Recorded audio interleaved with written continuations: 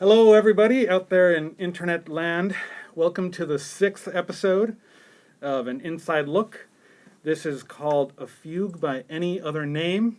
And we're going to talk about one of our favorite pieces of music, maybe ever, by J.S.Bach, Art of Fugue.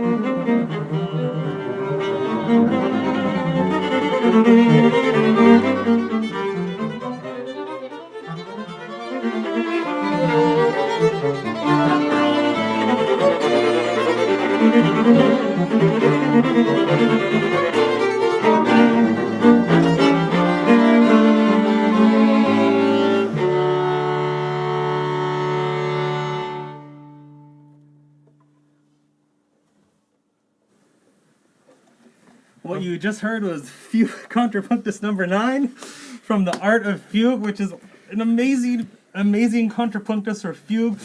But before we can get to that, we have to welcome you. This is our first time broadcasting on Crowdcast.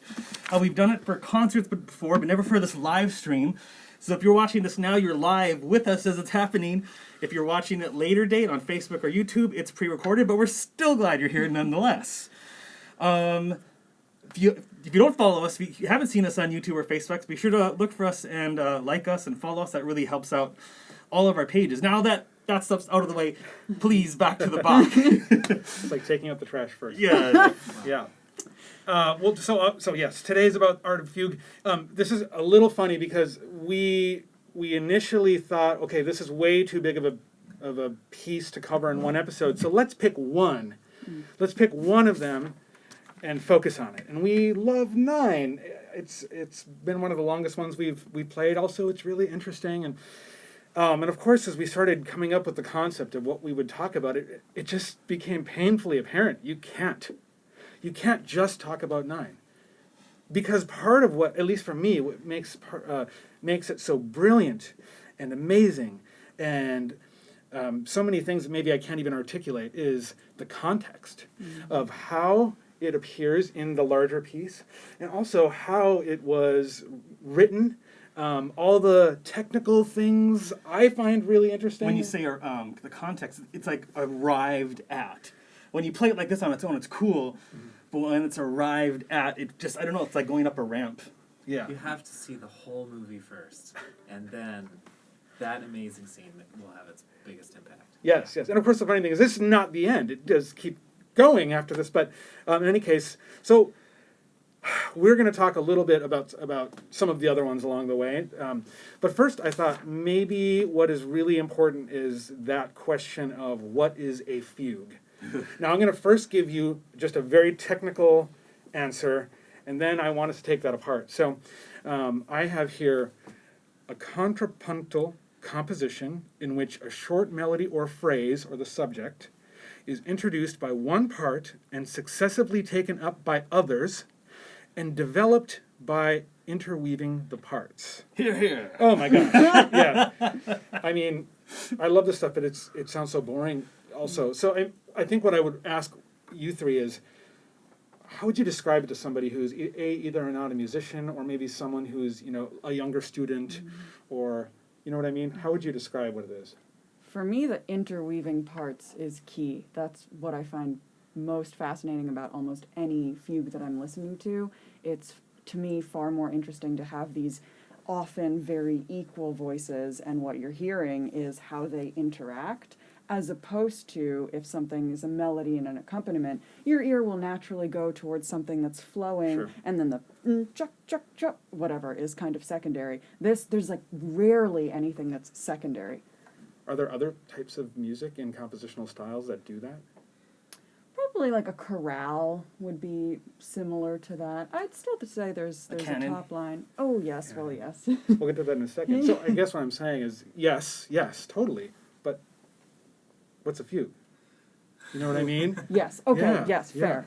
Fugue. I think probably the difference is the strictness of the set of rules, especially when we're talking about Bach. Yeah, what sticks out for probably a lot of people is the cerebral nature of it. This has to go here, this has to be this. You're going to have a subject, you're going to have a counter subject and an answer, then you're going to have a series of episodes where that gets developed. There's all these things, that fragments of what can and cannot happen. And of course I'm using those words specifically because, who really stays within that? Fugues get used all the time, and they don't stick necessarily to the rules. In our heads, we think of Bach as setting up those rules, even though he was getting them from someone else too. A fugue, at the end of the day, is just another element of counterpoint. It's like the pinnacle of counterpoint. Counterpoint being, how can we combine two or more melodies in a way that the sounds work, that it sounds good? Okay. And that was, you trace the history of Western music going all the way back from folk songs and the earliest plain chants, at least tracing it through the church, for a long time, a really long time, it just stuck with one melody for a long time. And then when you put two melodies together, it's like, whoa, brain exploding in what's happening. And then 3, and then 4, and Bach here isn't, he's mainly thinking of combining the melodies together so that they work, but that sort of produces by accident our functional harmony, which, like that kind of stuff that we're all used to, knowing, and it's like, whoa. Sean mentioned, I think it was you mentioned canon. Right. You hear this a lot, like a fugue is similar to a canon. What's a canon?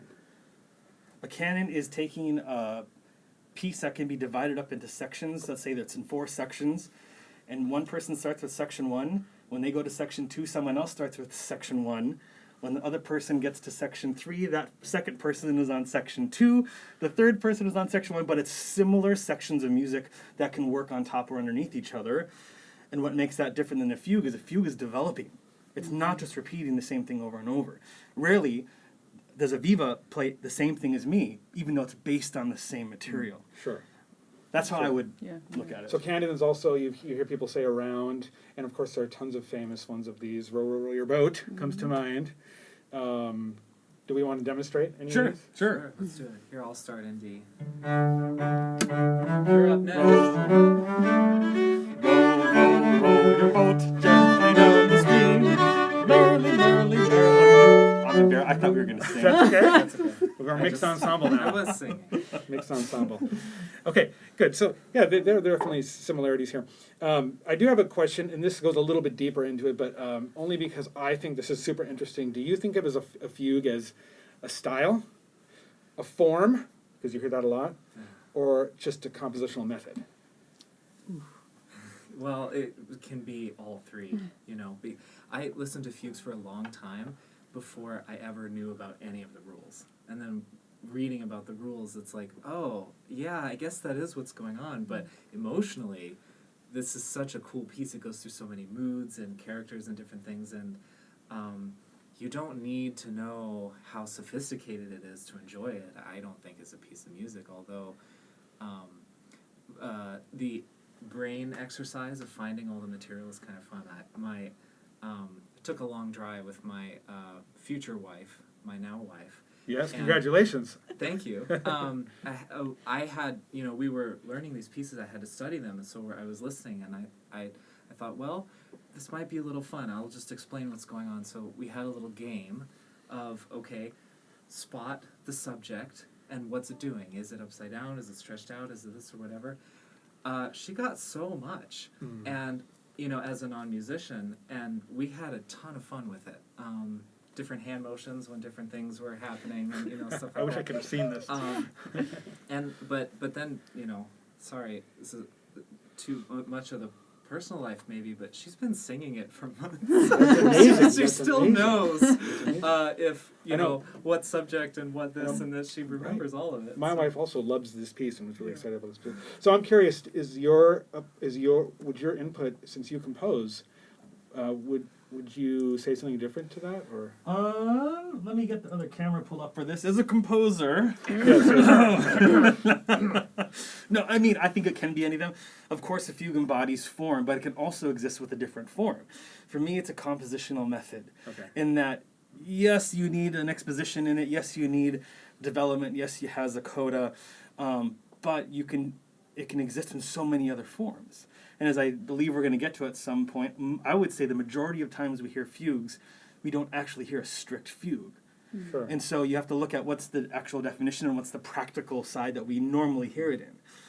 But either way, it's definitely Well, fascinating. since you mentioned that, of course, obviously Bach wasn't the only person who wrote fugues. What other composers do you think of when you think of fugues? What other composers come to mind? Just think of everybody who copied Bach. Yeah, exactly. like, oh, I man. always come to fourth movements of Haydn quartets, Mozart quartets. They're very frequently a fugue will. It's not, well, sometimes it's all a fugue. Sometimes it just shows up in the middle of the movement. So, hence. Saint-Saëns, Mendelssohn. Sure. I mean, everybody. Tchaikovsky. Yeah, literally everyone was like, I will do this. Beethoven. And some of them use fugatos, right? Which is sort of like the beginning of a fugue, but then they get a little lazy. For all of you aficionados of Havergal Brian. Havergal Brian. Yes, Ooh, he uses okay, them yeah. all the time in his 80 symphonies. I just have to throw in one of my favorite things or discoveries was I was listening to a Nina Simone album, and one of her songs, Love Me or Leave Me, in the middle of it, she just goes cuckoo with a fugue. She just throws in a Bach style fugue in the middle of the song, and then it goes back to this Cool. jazzy. It's awesome. it's great. You should take a listen. It's funny you mentioned this. I've had this experience many times where you're listening to a piece of music you've never heard before, and then a fugue starts. And you just, even when it's one voice, you just know it's a fugue. What is that? Do you know what I'm talking about? It's the equivalent. I was living in New Zealand in 2010. I was walking down this dark street, and I didn't know much about it, and I smelled something, and I knew it was Subway. I know it's a smell you're And I talking turned the about. corner, and it was Subway. A fugue like that is like that for my ears. Even if I don't see it coming, even if it starts and you know it's a fugue.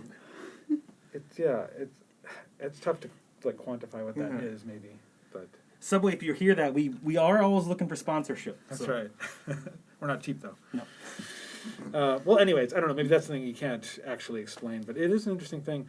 But the last thing I wanted to mention before we really dive into this piece is, okay, how does a Bach fugue differ from just a fugue? Does it change for you, or is it the same? Because it does, to me, it carries some weight. Yeah.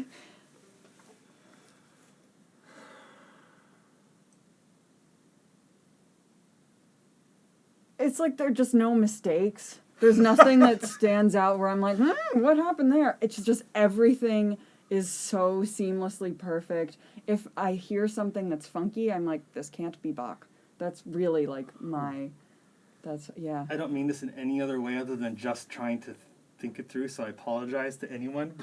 That's not a good way to start something. Yeah. It's like watching an Italian make pasta.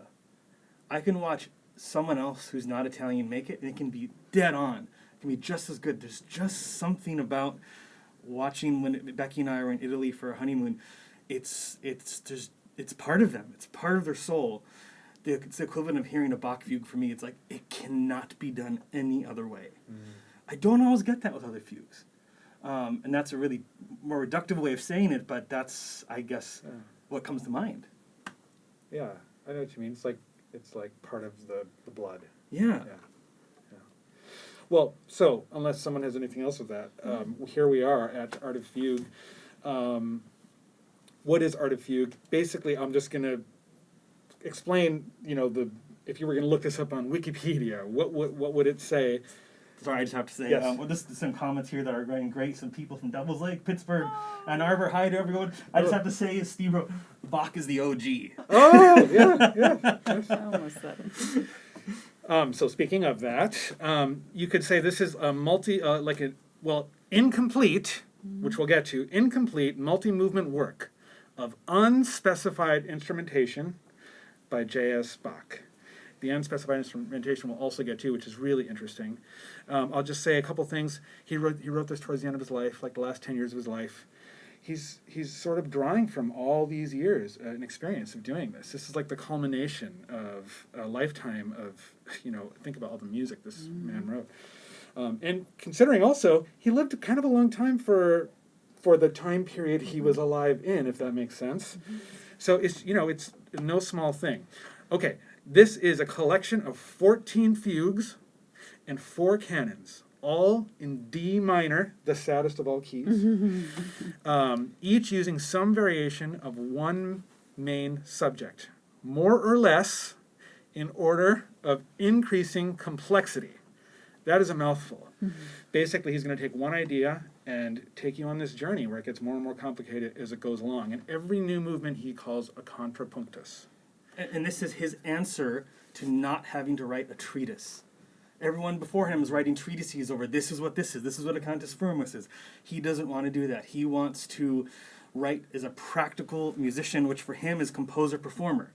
And so this is the equivalent of that, and it's led up to, with other things, well-tempered clavier and other things, he has practice in doing this, but this is kind of this in the mass of in B minor. I said bass. The bass in B minor have been led up to his entire life. I can't do my fish face with that. Well, but I mean, that it's practical is nice because of course there's the rules, but there's a lot of exceptions that we find where he breaks the rules in order to make it sound awesome, and maybe that's the point. I mean, what can you learn from better than the real thing? And he actually wrote, we have letters of him writing this about this, and I'm just going to quote him because I think it's kind of fun. It's basically what we said, but from the voice of this person, or from the mind. This is what he's saying: an exploration in depth of the contrapuntal possibilities inherent in a single musical subject. He's just laying it all out there. This is how you do it. So this is, I suppose, in a nutshell, what Art of Fugue is. Before we play some of these, I do want to mention that I think it is really interesting and pretty uncommon, at least in the music that I know, to encounter a piece that there is no specific instrumentation or instruments. Oh, definitely, yeah. Yeah, for us it's a little weird. I think in his time it was much more common to have things that were not really specified what it was. But Non-committal. Well, yeah. Just more open, Sure. flexible. whatever you had lying around. Like, Yeah, if you exactly, don't have a yeah. sack butt, okay, we just use what you have. Yeah, right, No exactly. arch. I'm pretty sure he does have a footnote that says no crumb horns. Oh, really? You're going to start getting hate mail from I know. I just threw together a really quick list of really more common and sometimes not so common, but groups that you see performing this work. Of course, you have harpsichord, organ, piano, string quartet, orchestra, any sort of woodwind or brass quintets or ensembles, small ensembles, recorders, guitars, electronics, and this is really funny. Aviva sent us a video earlier today of someone performing this number 9 on the talk box. And if you want to see something really interesting, you should definitely check this out. Yeah, for sure. Okay, let's dive in. So, I don't think we can talk about any of it without doing number 1. Yeah. Because number 1 uses he sets it all up. It's the the first sentence in this giant project. I thought I would play the main subject. Sure.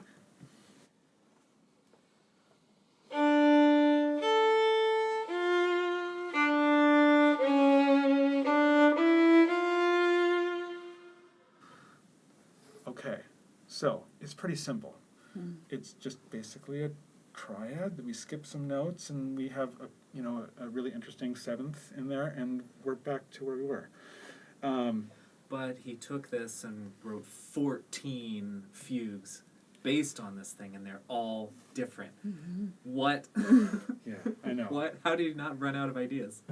But anyway. So he sets up this fugue right away. You have the answer, right, Abiba? Do you want to play us the answer? Sure.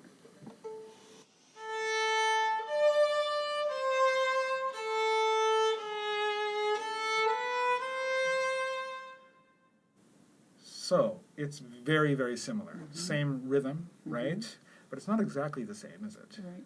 Start on different notes. We have different Different intervals. Yes, exactly. Let's try something once. Let's play it at the same time.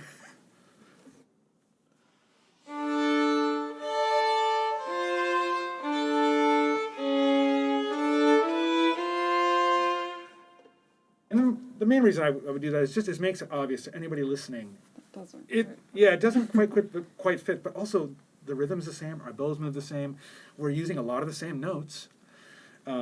It's pretty simple.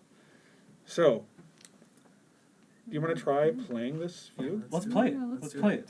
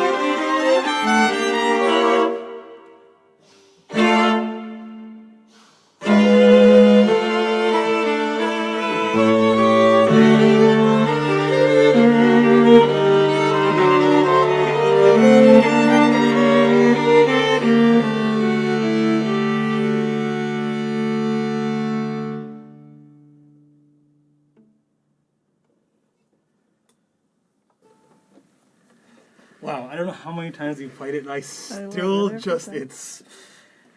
it's amazing. Can we jump to contrast?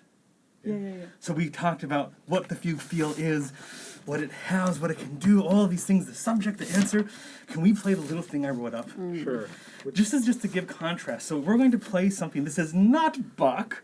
But rather, I wanted to show a way that we're maybe more familiar to hearing melody, which is the focus is always almost only on. Yes, there's harmony. Yes, there's other rhythm. There are things happening, but the melody is the king. And we're going to play this version of it so you can hear what I mean. So this is from like bar 11. Okay.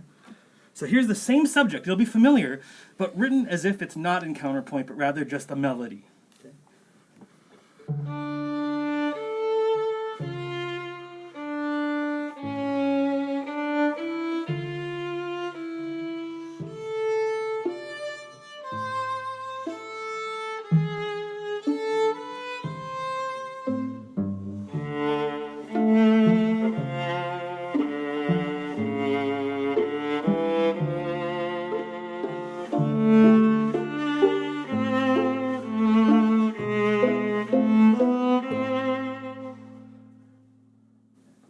For me, that changes it completely. This could be a Russian folk song. Sure. You know, the everything surrounding it can dictate the feel of it. Now, just for fun, can we start in the fugue, the first fugue that we just played, and measure 40? I'm going to start. The viola has the main subject. This is the melody.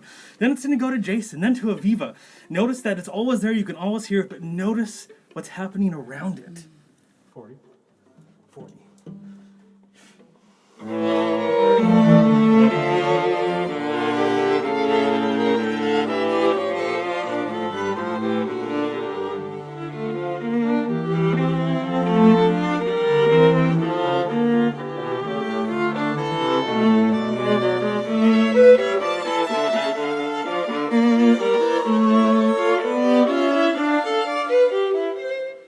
The melody is always there, but there's so much happening. It's so rich. There's so much content.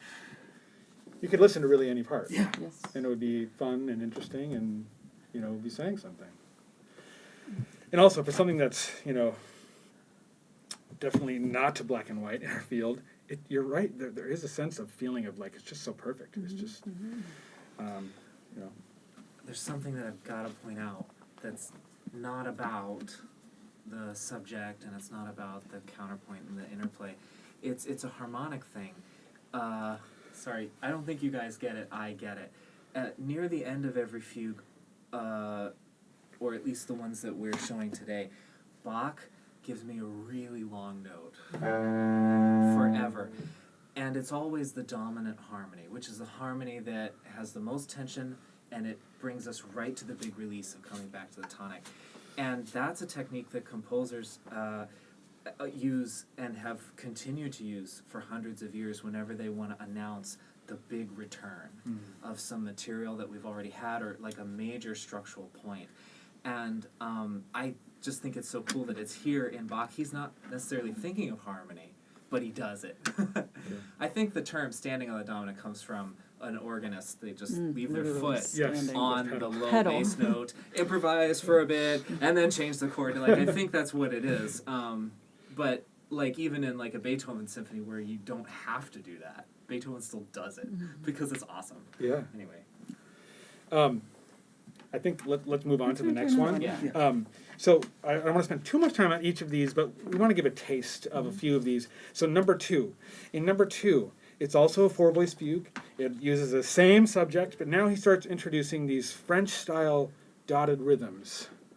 And maybe we just play a little bit and let and they can catch that. Ryan, can you play us the very first subject?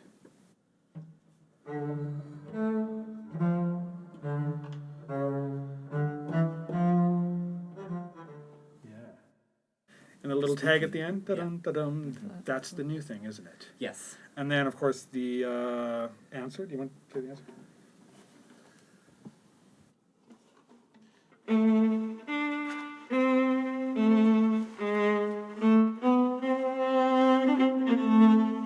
Sassy. Yeah, so I mean, it's there, right? It's the same subject. And, so let's try just a little bit of this, maybe to measure 21? 23.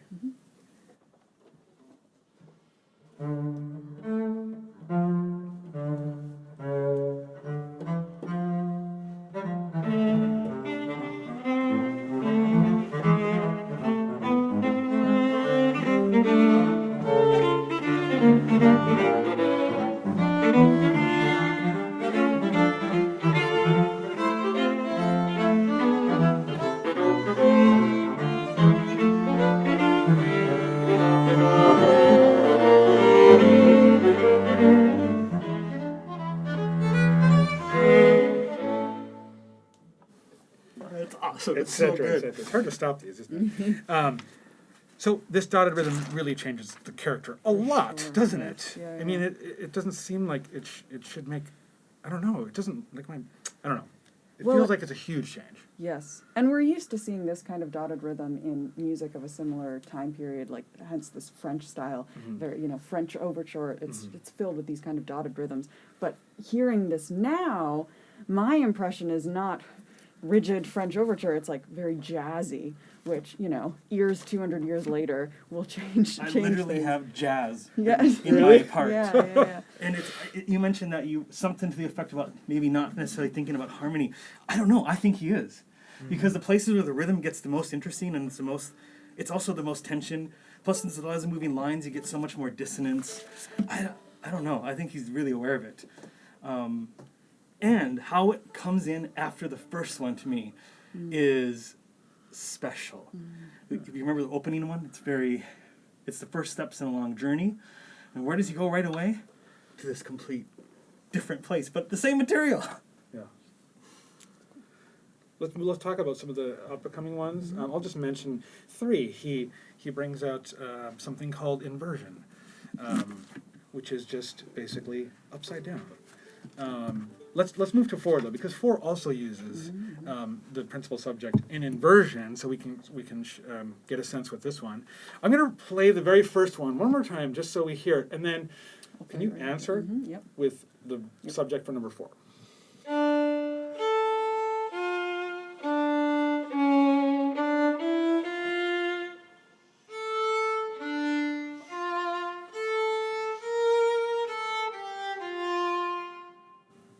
It's so cool. It works. He just flipped it upside down. What's an analogy for that? Is that simple enough to understand, or?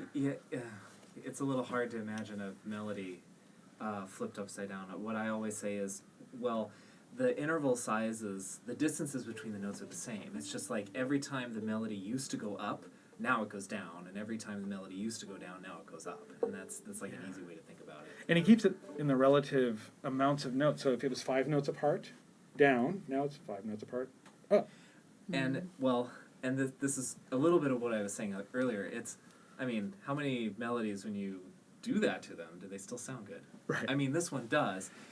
I mean, you're thinking, like, he's got a long way to go, and I wonder, did he write the original melody knowing?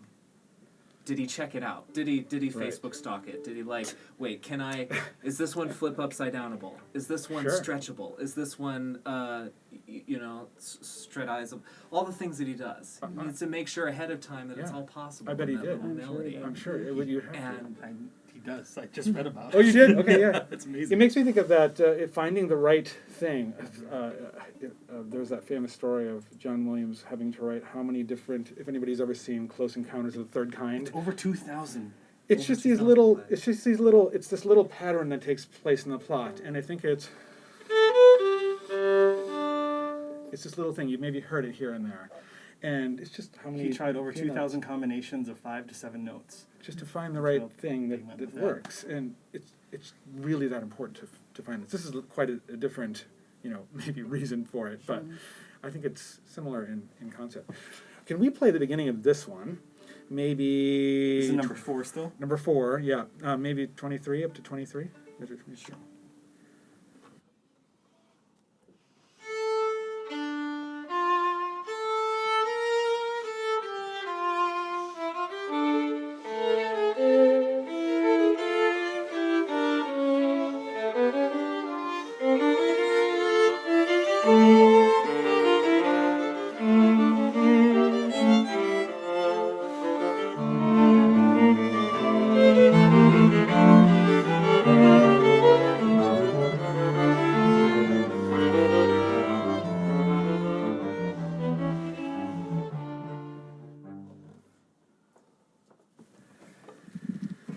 I mean, it works, right? It really works. Yes. Let's keep going. So, number 5. Starting with number 5, he introduces a new technique for writing fugues, which is stretto. And in the simple way of explaining it is now he's starting to combine different varieties of the subject at the same time. So you might have one upside down while the other one is right side up at the same time, or it might be twice as long or twice as slow at the same time. And so he really starts diving into this, and we're gonna not play anything from 5, but let's play something from 6. And here he really does start messing with this quite a bit. Ryan, could you just play your very opening entrance, and then Aviva, when he's finished.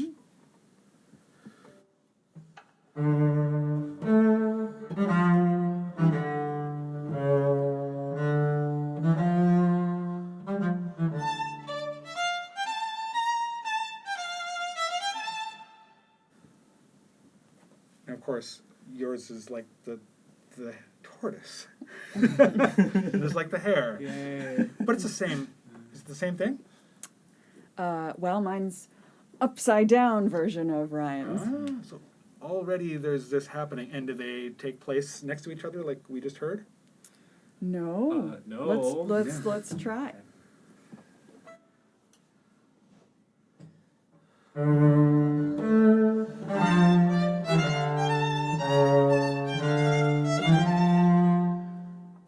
I mean, this is amazing. What a show off! It's very tortoise in the It's the inversions. Your augment, or well, I suppose yours is diminished. So we call diminished that it's faster, it's smaller, right? To the normal one, and he keeps the dotted rhythms too. And he displaces it by a bar. Yeah, She doesn't even start right with him. It's pretty awesome. There's something else I want to talk about this one that he introduces, but actually, why don't we just play from the beginning, maybe till measure 16? Great.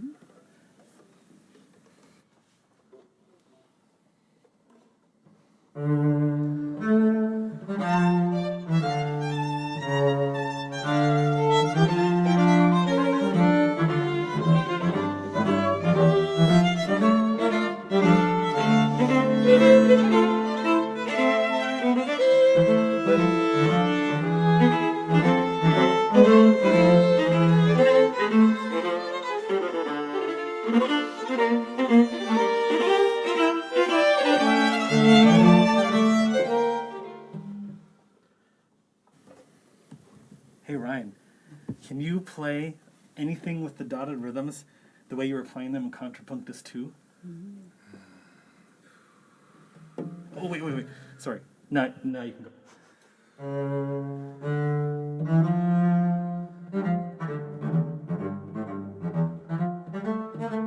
Cool. Now can you play the dotted rhythms the way you're playing them for this number 6?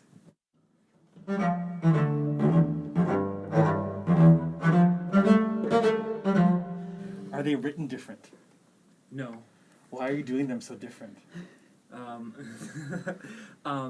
Well, the title for this one is this one's in a French style. Boosh! Isn't that awesome? Well, I love it because it's the same thing on paper, but they sound completely different. They really do. It's a completely different feel, but it still has that fugue feel that you mentioned from earlier. So it's like it keeps stacking layers, and we've had dotted rhythms. But have you had them a la française? You know, so he adds something always there. Also, he starts adding all the little tiny, Yeah. really Hey, barely there. Can one of you show that camera over there, just on any notes? Just the bow. Can you show the bowing yeah. so they can see the right hand of the play bow? them. There you go. So really slow motion. It's like this finger motion. The only reason I'm having you do that is this is this comes from like folk playing. Like if you think of like Irish fiddle tunes, this is the technique that's used all the time there.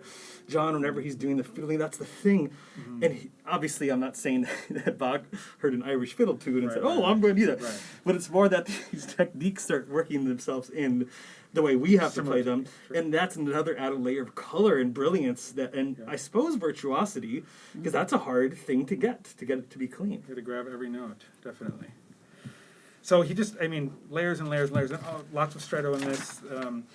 Let's take a look at 7 ones. And actually, let's do this one a little differently. Let's just start by playing number 7. And then we'll talk about it. For anybody listening at home, I want you to see if you notice what's the new thing that's being added.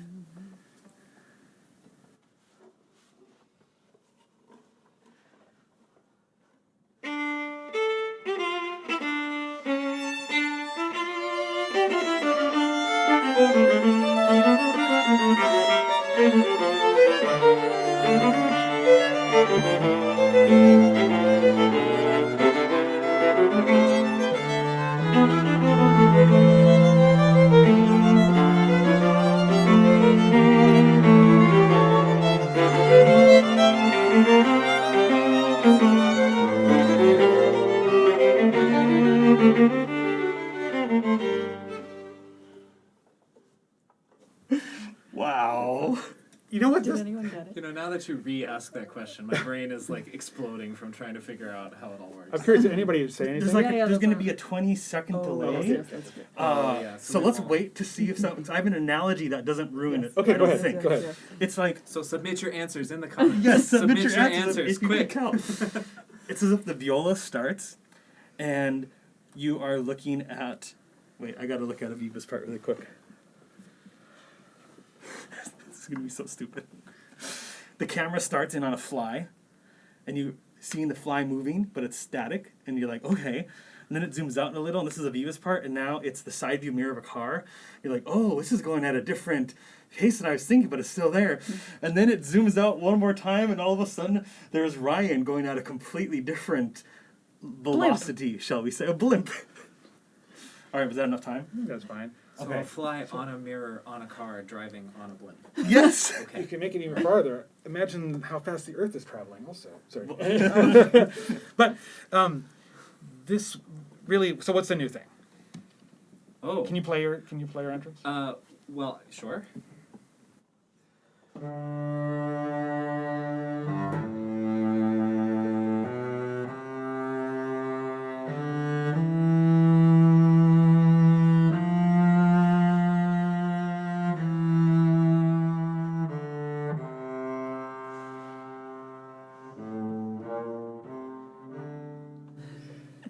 So It's yeah. really hard. You have to practice it slowly.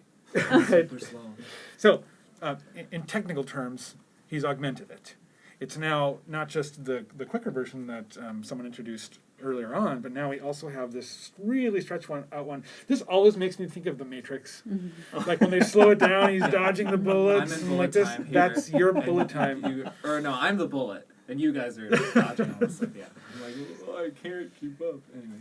And this is like continually adding. It's a new thing, right? It's a new thing It he's is. added. So we keep on getting more and more Yep. things added. Well, who plays the subject in the beginning, like in the first 8 bars? I mean, like raise your hand. Yeah. Like we all We do. all do. At Yeah. the same time, playing the subject, each of us at different speeds, Yeah. at the same time, and it still works. Hey, let's try it. Let's try what we said. Let's sing Mary Had a Little Lamb at four different speeds. Oh my gosh. Okay. So you sing your. What's your version going to be like? I'll do the very, very slowest one. Okay. So maybe like if I'm. I'll do a regular one. Okay. Let's hear that. Mary had a little lamb, Mary had a little lamb. We'll start at the same time on this. Okay, all right. Ready? Ah. Mary had a little lamb, little lamb, little lamb. Mary had a little lamb, little lamb. Done. Mary. I was on the re of Mary. Okay. So maybe with that, let's move on. No more singing. Yeah, no more singing, exactly. Right. So we'll skip 8. 8 is interesting. He starts introducing double and triple fugues in this section. 8 uses 3 subjects. Of course, they have independent expositions. 9 is really we're back to where we started, right? Finally, after all this, 9 is a double fugue, as if a fugue wasn't enough. He's like, yeah, now watch me do this with 2 subjects. How do you do that? Oh, It's like you have a movie that you've cut together, and 5 minutes into the movie, another movie starts playing within that movie that is complementing the movie that you're watching. Is how I would think of it in non-musical terms. And they work together. They work together. It's Yeah. not like a separate thing that's over here.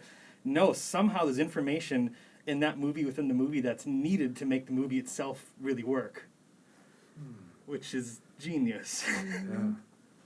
Is that like, what is it, Dark Side of the... Well, supposedly. Supposedly, Yeah. right. Okay. And are there other composers who wrote double fugues? Everyone who was copying him afterwards. Yeah.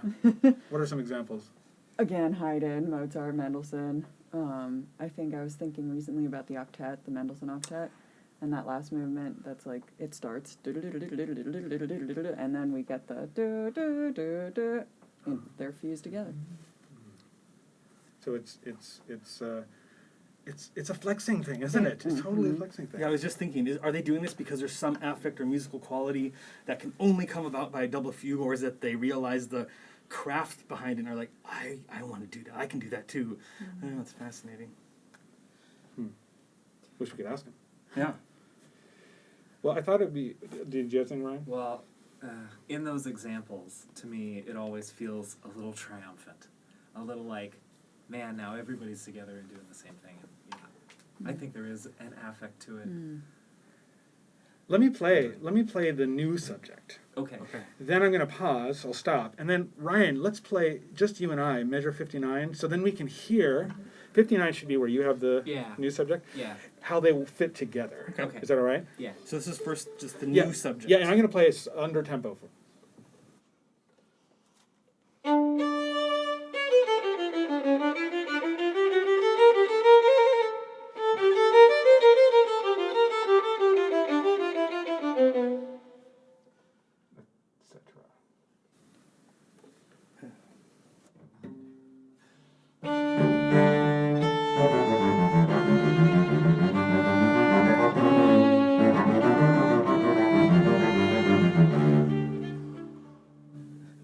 That's awesome. Pretty cool. Isn't After it? having heard this cool. main one so many times, you just get so familiar, and then all of a sudden this new fugue starts with this material that's like, wait, what's this? And you're going, and it has a really different feel, especially the way we've chosen to play it. And then all of a sudden, this thing comes in that you know so well that you've been hearing over and over, and Yeah. And again, this is sort of why I wanted to touch on all the other movements, because it's cool. But the first thing you hear is bum bum da da da da da. So it doesn't feel like a big deal. But in the context that you've heard every single movement start with that familiar material, to suddenly have only this, I think already is a little bit like, what? And also, if we're one of the things we value in this movement is contrast, right? So we like to play it fast. You add the speed, maybe virtuosity, that it's almost like a shock value. And then you're right, when we finally get the original subject against it, it's sort of like this amazing mind-blowing moment. someone brought up that's the reason we chose to play this that fast, is we like the idea that when the original subject comes back in, it's at similar speed that we opened with, because we just like that, which is, of course, interpretive, but Right. with reason.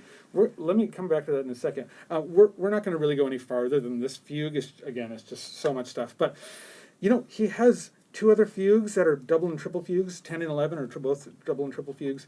Triple fugue. Yeah. It's like I know. 12 and 13 are mirror fugues, which are slightly different. He has 4 cannons in there. And then he has this really, huge unfinished fugue, which we'll maybe one day do an episode on this one, which is, also really interesting that it's 4-voiced, another triple fugue. Probably would have been quadruple. He didn't finish it. For the fourth fugue, he used his name as the subject, which Third fugue. Third fugue. Yeah, Thanks. yeah. Which we have to do an subject. episode later, because that bridges so many other things, like why is he composing? That's at that time where artists were moving from writing for God or writing for whatever they're writing for to becoming more prominent as the artists themselves. And that is, to me, fascinating, that at the end of his life, it's already transitioning that way, maybe, in a little bit. Why?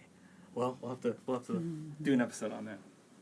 Well, let's perform now. Let's perform number 9. Finally, after all this, see if it's, when you're listening, is it different after knowing all this stuff? Yeah, if you were here for the first run of it when we started the episode, and you're hearing it again now, let us know. Is it different? Do you hear things differently?